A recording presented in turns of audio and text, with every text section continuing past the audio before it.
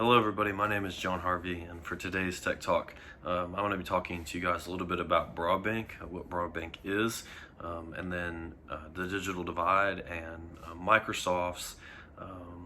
plan to expand their Broadbank and in hopes of reaching low-income families,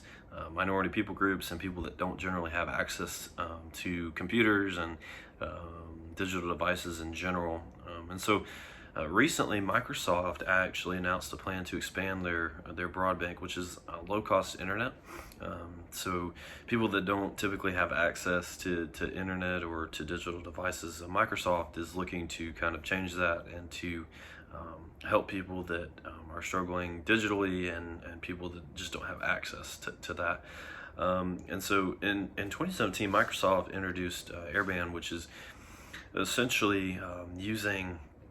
TV white spaces that are no longer in use and allowing people to connect to the internet through white spaces. And it wasn't necessarily successful. It was sort of helpful, it sort of kind of worked, but it didn't necessarily live up to the standards at which Microsoft was looking for it to work. And so recently they have announced a huge plan to start to partner with cities to expand their broadband networks. And so they've actually gone into Atlanta, Cleveland, Detroit, Los Angeles, Milwaukee, New York, El Paso, Texas, and Memphis, Tennessee, which are their 8 major locations that they're looking to take these big cities where broadbanks largely exist and that they're really big, and then connect them to rural areas and counties where minority people groups and low-income people don't necessarily have access to the internet. And so their plan is to start using these cities and expand their programs in these cities, so where instead of it's the internet and the broadbank is just locally sourced, the broadbank expands out into the rural community. And the idea and the goal with this is that if the broadbank is expanded in these cities where people don't necessarily have access to it, or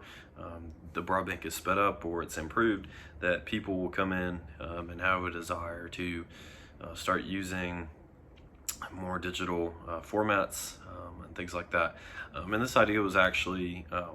came up when COVID hit, and because of the pandemic and when everything went online, Microsoft realized that, hey, there is a large amount of people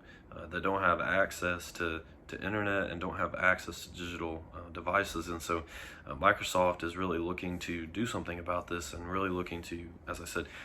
fix the digital divide. And so this program that they're hoping to use will allow people to just come in, use a larger broadband, and give them access to resources and materials and things like that. Microsoft is also looking to partner with nonprofit organizations in these cities to encourage people to come and use their digital devices and teach them how to use computers and the internet so that they don't fall behind. Because in the world that we live in today, it is becoming ever so important that you know how to use a computer and you know how to be digital. And so Microsoft wants to help minority people groups and people that are struggling digitally. There's also been proposed plans by the government and by the president to expand broadband networks, and there's been a $65 billion deal that has been proposed by President Biden that wants to expand broadbanks and wants to expand digital networks and wants to help educate people on how to use the internet. And so Microsoft really wants to kind of curb the digital divide and wants to get into the communities and wants to help the rural areas to give them low cost, inexpensive internet in hopes that